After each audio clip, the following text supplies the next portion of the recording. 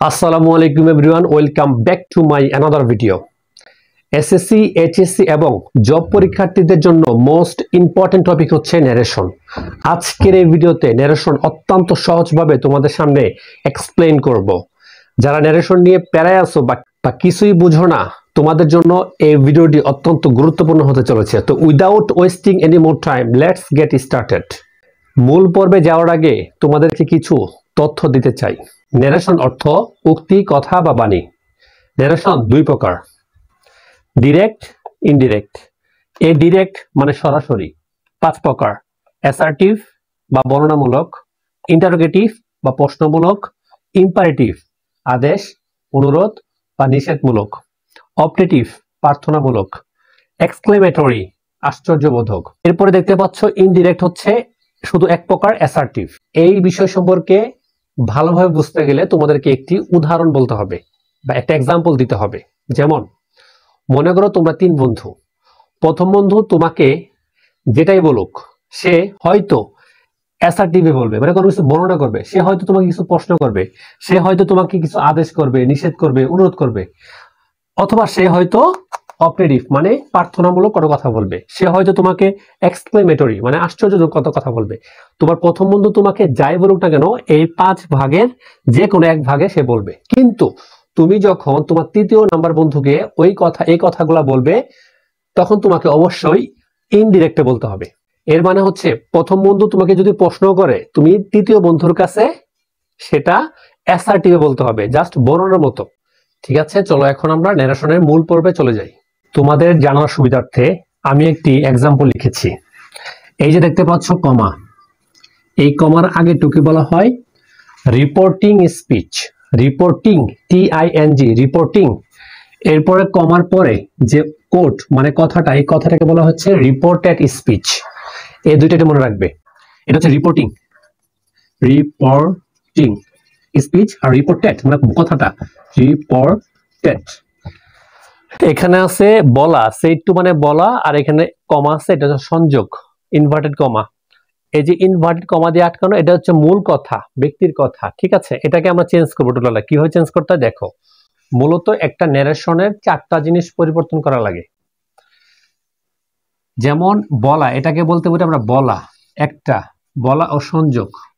আমরা প্রথমে জানলাম একটা ন্যারেশন থেকে আমরা 4টা জিনিস পরিবর্তন করব। একটা হচ্ছে বলা ও সংযোগ, এটা মনে রাখবে। 2 নাম্বার, বলা ও সংযোগ পরিবর্তন করার পরে আমরা এরপর পরিবর্তন পার্সন পরিবর্তন। সবাই একটু ভালো করে খেয়াল করো, পার্সন পরিবর্তন।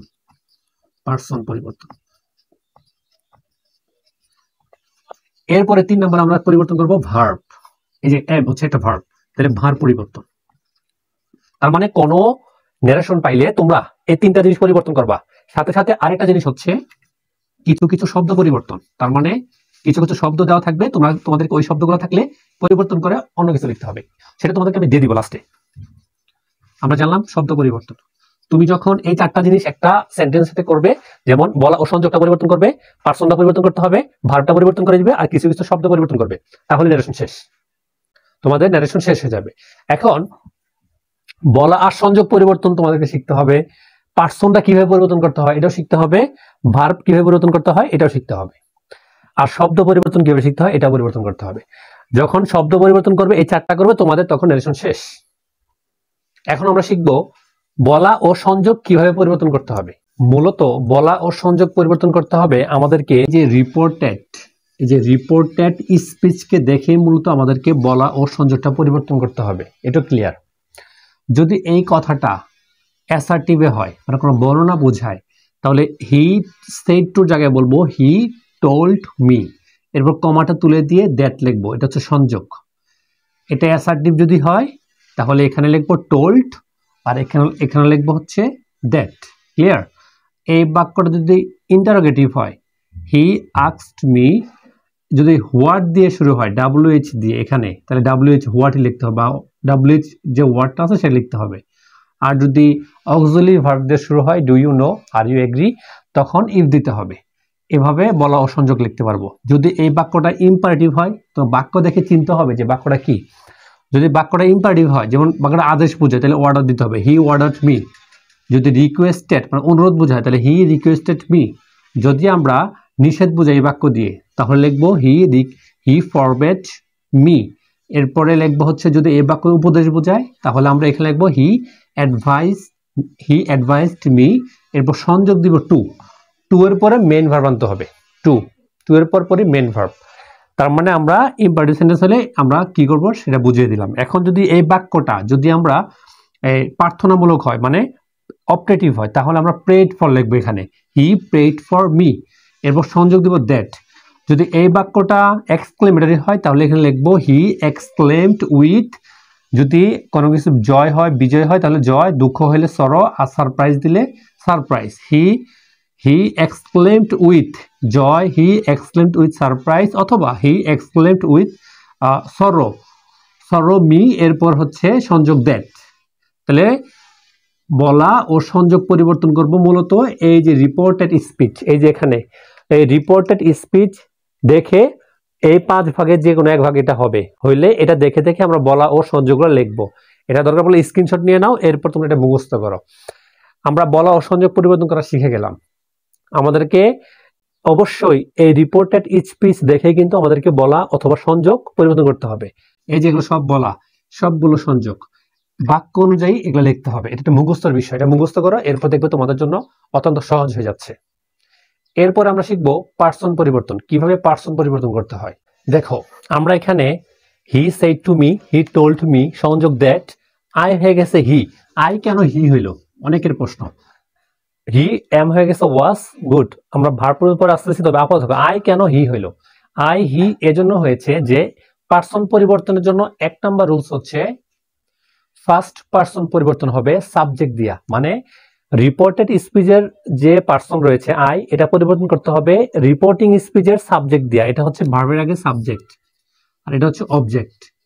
যদি আই অথবা উই বা মাই মানে ফার্স্ট পার্সন, এই যে আই মি উই আস এগুলা ফার্স্ট পার্সন, প্রথম আমি আমরা ফার্স্ট পার্সন, এই ফার্স্ট পার্সন এখানে থাকে, এটা আমরা পরিবর্তন করে দিব। আয়ের জায়গায় হি লিখছি কেন? কারণ এই আইটা পরিবর্তন হবে রিপোর্টিং স্পিচের সাবজেক্ট দিয়ে তাকাবা। আই বলতেছে আমাকে এদিকে তাকাও, এদিকে তাকায় দেখো কি হয়, আমি তো সরাসরি বুঝতে পারবো না, নিয়ম। তখন আই তাকাইলো সাবজেক্ট দিকে, হি, এখানে হি বসাই দিলাম। ঠিক আছে, তার মানে পার্সন পরিবর্তন হইলো রিপোর্টিং স্পিচের সাবজেক্টকে দেখে। এখন যদি এখানে ইউ থাকতো মানে সেকেন্ড পার্সন, হ্যাঁ সেকেন্ড পার্সন পরিবর্তন হয় অবজেক্ট দেখে। যদি এখানে ইউ থাকতো তাহলে আমরা তাকাইতাম এই যে মি এর দিকে, অবজেক্টে তাকাইতাম, কারণ নিয়মে এটা ফার্স্ট পার্সন পরিবর্তন হবে সাবজেক্টকে দেখে আর সেকেন্ড পার্সন পরিবর্তন করতে হবে অবজেক্টকে দেখে। যেমন এখানে ইউ যদি থাকতো ইউ, তাহলে আমরা যেহেতু ইউ এটা সেকেন্ড পার্সন তাই আমরা অবজেক্টে মি এর বদলে এখানে লিখতাম আই, কারণ মি তো সরাসরি আগে বসে না, ভার্বের আগে কিন্তু আই বসে। মি এর সাবজেক্টের ফর্ম আই, তাই এখানে আই দিতে হবে। আশা করি তোমরা বিষয়টা বুঝতে পেরেছো যে মূলত রুলসটা হচ্ছে সাবজেক্ট পরিবর্তন করার রুলস হচ্ছে ফার্স্ট পার্সন পরিবর্তন হবে সাবজেক্টকে দেখবো রিপোর্টিং এর, আর এখানে যদি সেকেন্ড পার্সন থাকে তাহলে অবজেক্টকে দেখবো, সেই অনুযায়ী এখানে পরিবর্তন হবে। তো পার্সন পরিবর্তন ক্লিয়ার। এখানে একটা স্ক্রিনশট নিয়ে দাও। এই যে দেখো ফার্স্ট আর সেকেন্ড পার্সন লিখেছি, আই মি মাই মাইন, এটা হচ্ছে সাবজেক্টিভ ফর্ম, এটা হচ্ছে অবজেক্টিভ ফর্ম, মানে ভার্বের আগে বসে, এটা ভার্বের পরে বসে। We us our, you your, he him his, এই কয়টা একটু মুখস্থ করো, তাহলে তোমাদের আর কোনো সমস্যা হবে না পার্সন পরিবর্তনের ক্ষেত্রে। তো আমরা ইতিমধ্যে বলা ও সংযোগ পরিবর্তন বুঝলাম, পার্সন পরিবর্তন বুঝলাম, এখন বুঝবো ভার্ব কিভাবে পরিবর্তন করতে হয়। মূলত ভার্ব পরিবর্তন যাওয়ার আগে জাস্ট একটা রুলসই বলি, সেটা হচ্ছে ভার্ব পরিবর্তন করতে হয় যদি প্রেজেন্ট থাকে, এই প্রেজেন্টটাকে পাস্ট করতে হবে। সিম্পল রুলস মনে রাখবা, প্রেজেন্ট থাকলে পাস্ট, যদি পাস্ট থাকে ভার্বটা তাহলে আরো পাস্ট। এখন প্রেজেন্ট থাকলে পাস্ট কি দেখো, এম ইজ আর থাকলে এর হচ্ছে ওয়াজ ওয়ার। যদি থাকতো সাপোজ মনে করো এখানে এট দেওয়া, মানে ইট এট হচ্ছে তোমার কি ফর্ম, অতীতকাল। উদাহরণ দিয়ে বোঝাচ্ছি, যেমন এম আছে ওয়াজ হয়ে গেছে, আমরা জানি এম ইজ আর হচ্ছে প্রেজেন্ট ফর্ম, তাহলে এখানে এম ইজ আর এর বদলে আমরা লিখবো ওয়াজ ওয়ার, এই জন্য অতীত হয়ে গেছে। প্রেজেন্ট থাকলে পাস্ট, আর এখানে যদি পাস্ট থাকে রিপোর্টেড স্পিচে পাস্ট থাকে পাস্ট ফর্ম, তাহলে আরো পাস্ট রুলস হচ্ছে এটা। সাপোজ মনে করো আমরা বলতে পারি ওয়েন্ট, এটা অতীত V2, এটা V2 মানে অতীত ফর্ম, তখন আমরা হ্যাড প্লাস ভার্ব 3, তার মানে ভার্ব 3 জায়গায় আমরা ওয়েন্ট এখানে গন লিখতে হইতো আর কি, গন। এটাই হচ্ছে রুলস, যে কোনো ভার্ব থাকবে প্রেজেন্ট ফর্মে থাকবে অতীতের চেহারা লিখবা। যদি এখানে মনে হয় গো থাকতো, গো, তাহলে এখানে হয়ে যেত ওয়েন্ট, কারণ গোর এর অতীত হচ্ছে ওয়েন্ট। যদি এখানে ওয়েন্ট থাকতো মানে অতীত থাকতো তাহলে আরো অতীত, তার মানে হ্যাড প্লাস গন লেখা, এখানে আমাদের হ্যাড প্লাস গন এখানে লিখতে হবে। ঠিক আছে, তো আশা করি তোমরা বিষয়টা বুঝতে পেরেছো। তবু তোমাদের সুবিধার জন্য আমি লিখে দিচ্ছি যে কিভাবে ভার্বগুলো কিভাবে পরিবর্তন করতে হয়। প্রেজেন্ট আছে, পাস্ট হয়ে গেছে, হ্যাভ হ্যাজ, প্রেজেন্ট ফর্ম, এর পাস্ট ফর্ম লিখতে হবে হ্যাড।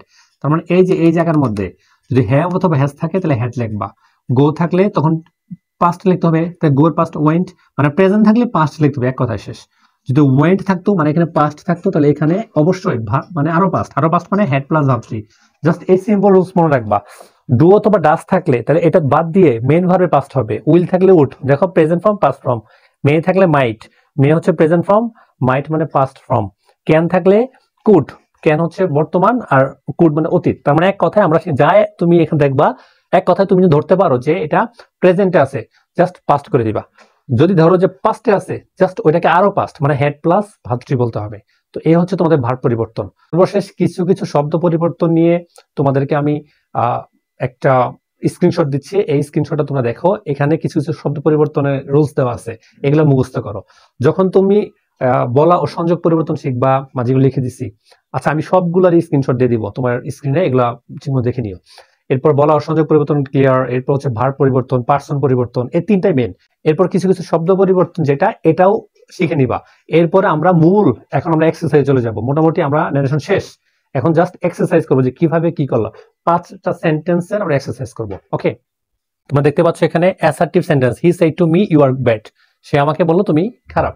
তো আমরা জানি কি যে দেখো এখানে কি অ্যান্সার কি হয়েছে, হি said to me, he told to me, said to জায়গায় টোল্ড, কারণ অ্যাসার্টিভে টোল্ডই আসে। আর এই সংযোগের জন্য দ্যাট, ইউ আছে, আই হয়ে গেছে, কেন ইউটা হচ্ছে সেকেন্ড পারসন, পরিবর্তন করতে হবে এই যে অবজেক্ট দিয়া, মি এখানে আই, তাই না? আর 8টা হয়েছে ভার্ব, অ্যামিজার থাকলে ওয়াজ হয়, এই যে আই ওয়াজ, এখানে আই এর সাথে ওয়াজ বসে, আর ব্যাড ব্যাড। তার মানে দেখছো এই যে ভার্ব পরিবর্তন, বলা পরিবর্তন করেছি, সংযোগ পরিবর্তন করেছি, সাবজেক্ট পারসন পরিবর্তন করেছি, ভার্ব পরিবর্তন করেছি, শেষ। অ্যাসার্টিভ সেন্টেন্স তাই বলা, টোল্ড এবং দ্যাট। পারসন পরিবর্তন হয়েছে, যেহেতু সেকেন্ড পারসন তাই আমরা অবজেক্ট দিয়ে পরিবর্তন করছি, এখানে আই হয়েছে, আর হয়ে গেছে ওয়াজ, ব্যাড ব্যাড। এরপর দেখো ইন্টারোগেটিভ, এখানে আস্কড হয়েছে, কারণ বাক্যটা হচ্ছে প্রশ্নবোধক, এজন্য সেড টু জায়গায় হি আস্কড মি, সংযোগ হোয়াটই বসছে। এরপর পারসন আনতে হবে, ইওর নেম জায়গায় এখানে ইওর নেম তোমার নাম, সেকেন্ড পারসন, তাই মি এর দ্বারা মাই নেম হয়ে গেছে, আর ইজ হয়ে গেছে ওয়াজ। ঠিক আছে, he asked me what my name was. Okay, এরপর দেখো imperative, he said to me go to school, আদেশ করছে গো টু স্কুল, তাহলে এখানে বলা, এই যেহেতু এখানে আদেশ হয়েছে, এখানে আমাদের বলতে হবে হি অর্ডারড মি। আর ইম্পারেটিভের সংযোগ দিতে হয় টু দিয়ে, মনে আছে? টু, এরপরে ভার্ব, বলছিলাম যে টু এর পরে main verb, to go to school, আর কোনো পরিবর্তন নেই। ঠিক আছে, এরপর অপটিভে খেয়াল করো, he said to me may Allah help you, Allah তোমাকে সাহায্য করুক। তো এখানে দোয়া করছে, এরপর এই জন্য আমরা prayed for, he prayed for, said to জায়গা প্রেড ফর, মি জাস্ট এখানে সংযোগ দিছি দ্যাট, এরপরে আল্লাহ সাবজেক্ট আগে আনছি, কারণ সংযোগের পর পরে সাবজেক্ট দিতে হয়। তাহলে আল্লাহ, মে হয়ে গেছে মাইট, ভার্ব পরিবর্তন, এরপর হেল্প, এরপর যেহেতু মাইট হয়ে গেছে হেল্প আর পরিবর্তন হবে না, ইউ সেকেন্ড পারসন, পরিবর্তন হবে অবজেক্ট দিয়ে, এখানে মি বসছে, that Allah might help me. Okay, এ হচ্ছে তোমাদের 4টা বাক্য। এরপর আছে এক্সক্লেমেটরি সেন্টেন্স, সেম একই অবস্থা। এক্সক্লেমেটরিতে just exclaim with joy that, এরপর ওই বাক্য রিপোর্টেড স্পিচের একটা কি নিয়ে আসবে, রিপোর্টেড স্পিচের একটা যে সাবজেক্ট রয়েছে সেটা আনবে, এরপর ভার পরিবর্তন, এরপর বলা অসংযোগ পরিবর্তন করলে তোমাদের ন্যারেশন শেষ। তো ভিডিওটা প্রথম দেখাতে হয়তো একটু কষ্ট হতে পারে, কিন্তু আবার ভিডিও দেখবে যে ন্যারেশন একদম পানির মতো সহজ। আজকের পর থেকে আর কোনো ভিডিও দেখার প্রয়োজন নেই, এখন বাসায় বসে কিছু প্র্যাকটিস করো, দেখবা তোমাদের ন্যারেশন একদম ক্লিয়ার হয়ে গেছে। Thank you for watching this video. আশা করছি তোমাদের ভিডিওটি অত্যন্ত কাজে লাগবে, এই বলে আমার ভিডিওটি শেষ করছি। আল্লাহ হাফেজ।